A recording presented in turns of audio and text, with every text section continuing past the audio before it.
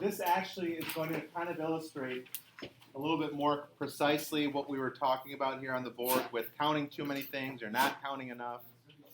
And so the first thing that we're going to talk about is this new word, which is a permutation. Okay? This is an ordered arrangement. This is a fancy way of saying that the order makes the difference. Okay? But the important things that you need to keep track of here is that no item is used more than once. So that's the first thing. And order makes a difference. Okay? So off to the side, I'm going to write this down. That for a permutation, order matters.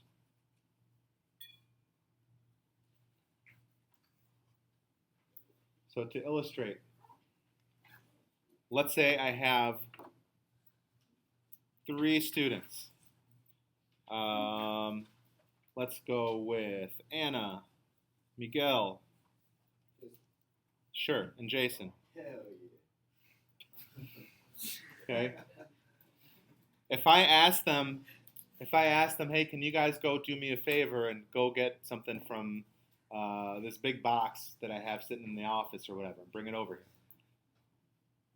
here. This would be considered a group or a combination. In other words, these 3, whether I write it this way, or if I write it, what else could I do? J-A-M, J-M-A, and then I could, I forgot an A there. A-J-M, and what am I missing? M-J-A. Okay, all of these, you guys, are different permutations because if the order is different, that's a different permutation. We actually count it. Does that make sense? However, if I said in this order, Anna, Miguel, and Jason, can you go do this? Or Miguel, Anna, and Jason, can you go do it? It doesn't matter how I say it. It's still that same combination of people. Does that make sense?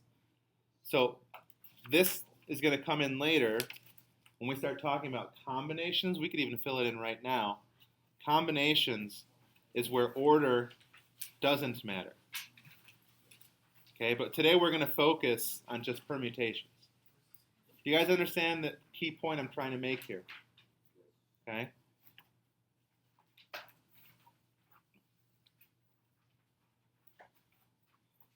So let's go through example 1. Okay?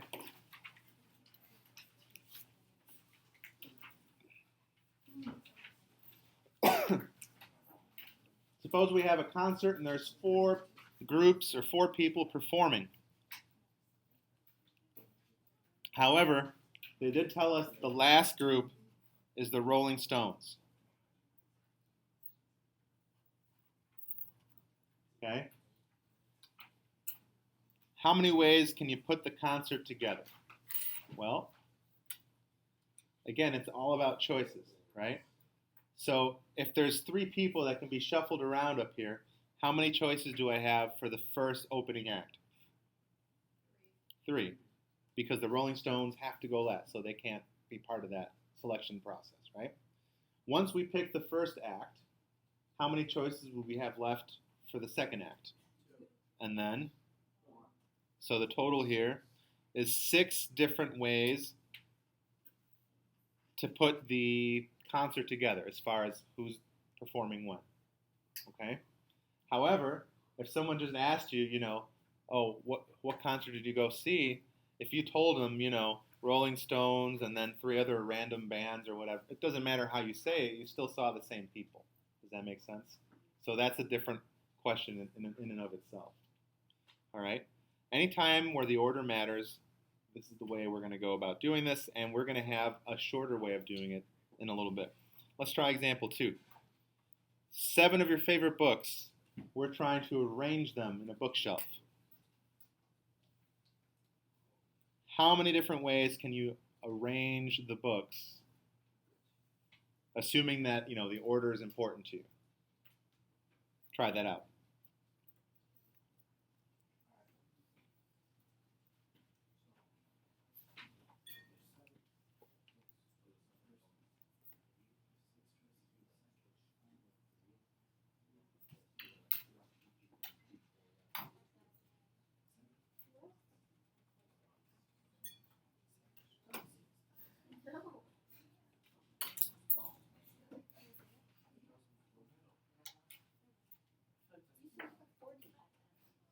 5,040. Does seem high. And how did you do that?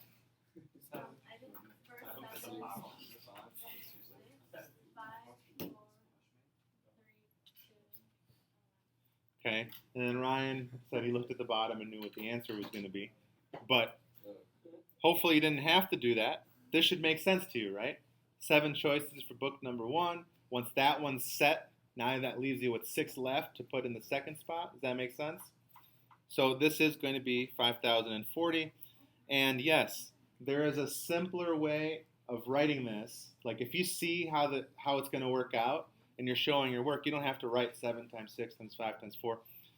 This is called a factorial. Okay? The definition, do they have a space for it? Oh, they have it right over here. So if you turn the page real quick, this exclamation point is called a factorial. It's not a very excited N. It's just, we call it a factorial.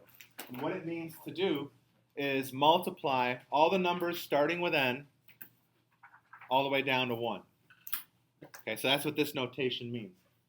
For example, if we're doing 10 factorial, N would be 10. What would this number be? 9, because 10 minus 1 is 9. Does that make sense? 10 minus 2 is 8, and so on. This is just like a fancy way of writing it in variables. But what you need to remember is essentially that if you see, for example, 4 factorial, what does that mean that you're multiplying?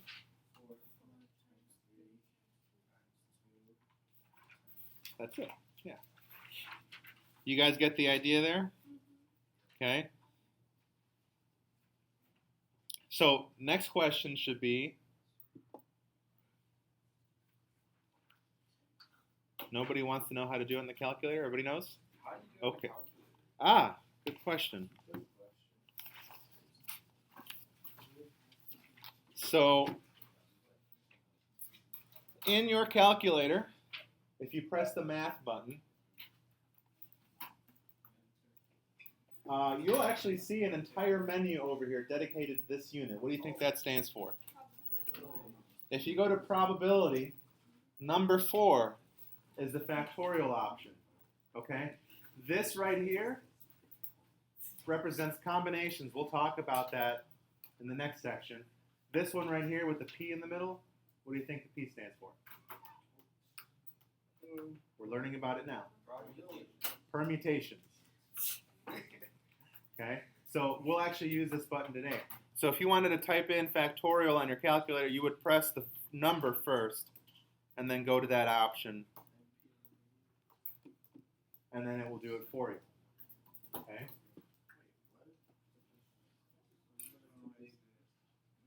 What do you mean the numbers are too big? Yeah, you can't do those in the calculator. What did you do after you press NPR? I didn't press NPR. Oh, wait, what did you do? I entered a number and then typed in the factorial. Oh, I thought we pressed NPR. We haven't talked about NPR yet. Okay. Yeah, don't worry about that. I was just saying we will in a few minutes. Okay? Do you guys understand how to access that? Okay. Next. Some of these can be done on the calculator. Some of them, as you will see, cannot, because your calculator doesn't have the power to do it because it's not as smart as you. So I'm going to do this first one together with you guys, and then I want you guys to finish this row here. By hand, I'll just write it out this one time. 8 factorial means 8 times 7 times 6 times 5 times 4 times 3 times 2 times 1. And then 5 factorial means 5 times 4 times 3 times 2 times 1. What do you notice? These cancel with these. And so this is all you have to do. So 8 times 7 times 6, what is it? 336. Does that make sense? Now, do you have to necessarily, like for example, are you really going to sit here and write all 26 things out? I hope not. But hopefully, maybe let's just do one more. 26 factorial is 26 times 25 times 24 times 23 times 22 times 21 and so on, right? Well, what's the bottom? 21 times 20 and so on. So where do we start canceling? Starting at 21. Does that make sense? And then multiply that out. There's your answer. Okay? What's that going to be? 7,893,600. Thank you. Okay, try it. Try the other three now.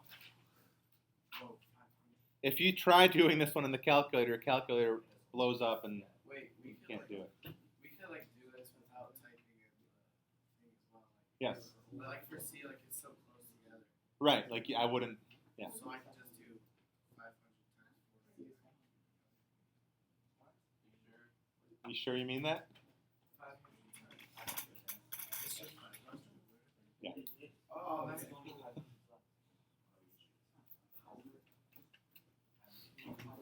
What about for D?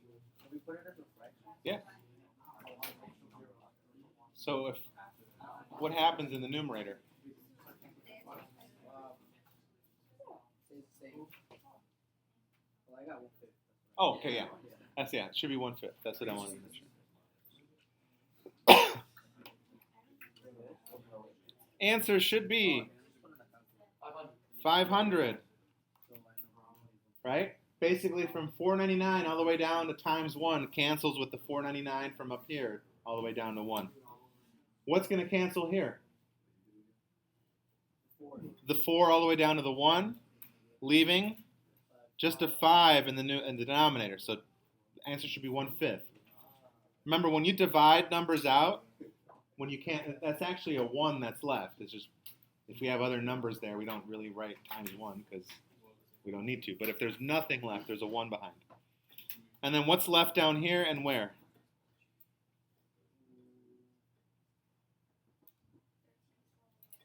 $13, $12, $11. And I didn't get a chance to hear from where, but I assume you mean the denominator. And what's left in the numerator? 1. So what is that? 17, 16. 60? 16. Gotcha. Thank you. Do we have to write it like that? Like this? Yeah. Yes. Like if we put it on the list, just a number. But it's got to be this fraction. Okay. Yeah. Okay. This is one of my favorite questions.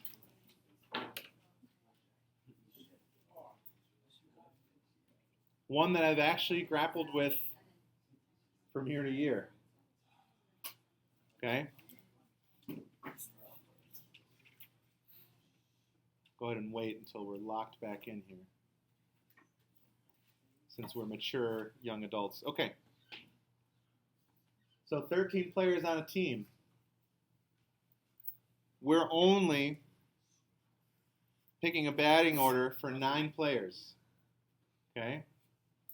So let's just write out what it's going to look like first. So if I have 13 players to pick from, how many people can bat first? And then how many people can bat? 12. So you guys see the pattern, right? Fill it in.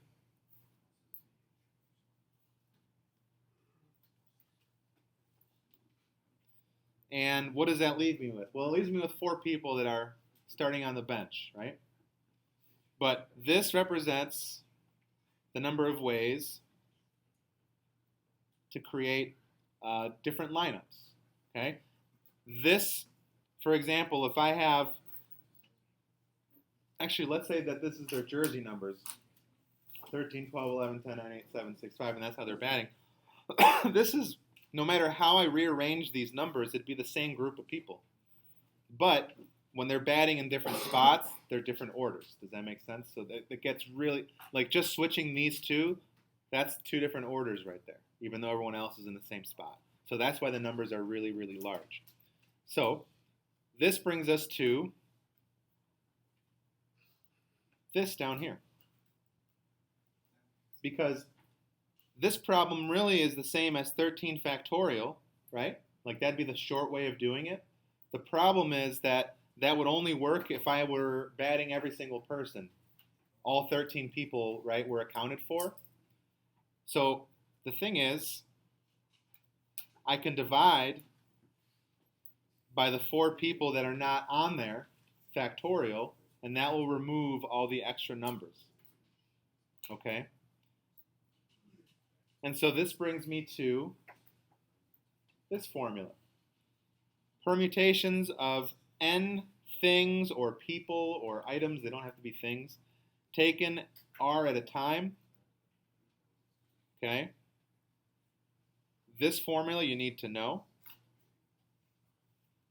The first number, the little n, represents the total that you're picking from.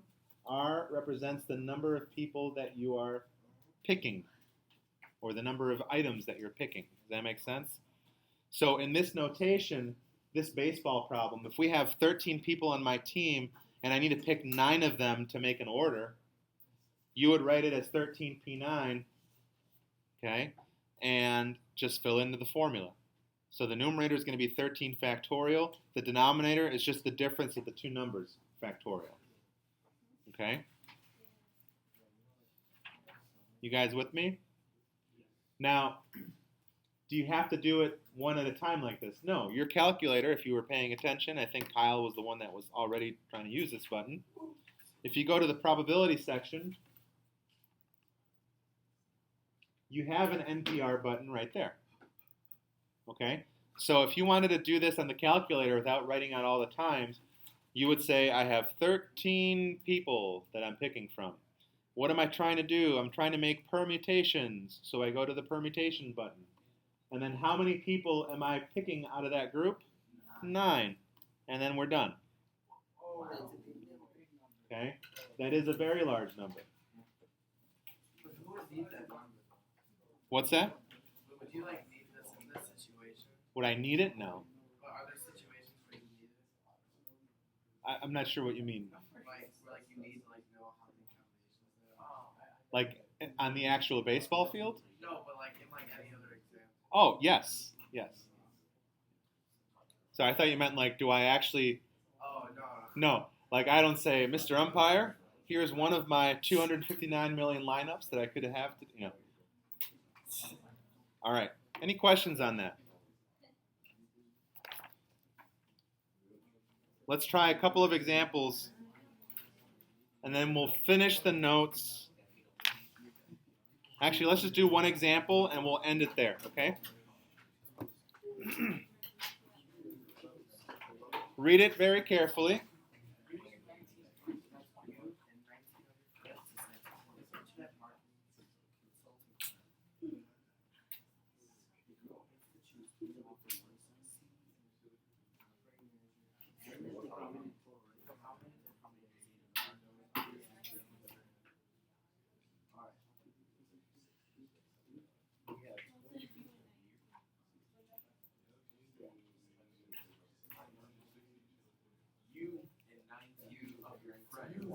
Your dingus.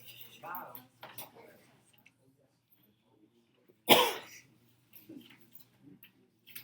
Oh, yes.